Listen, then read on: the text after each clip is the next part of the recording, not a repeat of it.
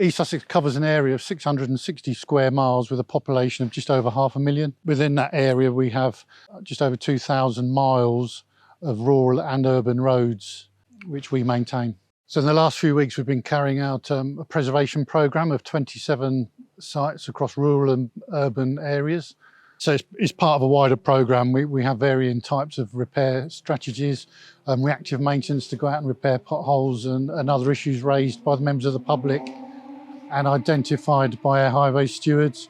And then we have a planned maintenance section, which I head up, where we go out and deliver programmes of work to effectively improve the network to minimise the risk of potholes and highways damage. Rhinofelt is a solvent-based natural asphalt fortified bituminous product. We spray it on roads and it acts in a similar way to preserving wood.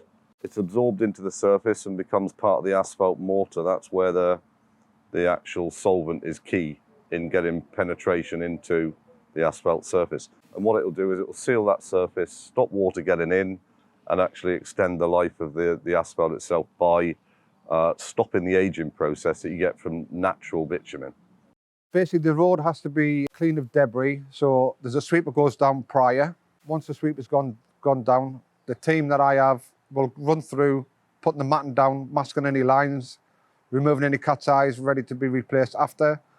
Once the sweeper's gone through, I'll then run through the site, make sure that the site is sufficiently covered. Once I have that, then I send the truck through and we basically inspect as the machine lays, run through in a vehicle, checking to see how much material's gone down, seeing if it has covered correctly, and if not, we've identified some areas where we might need to go over a little bit more with the line laser.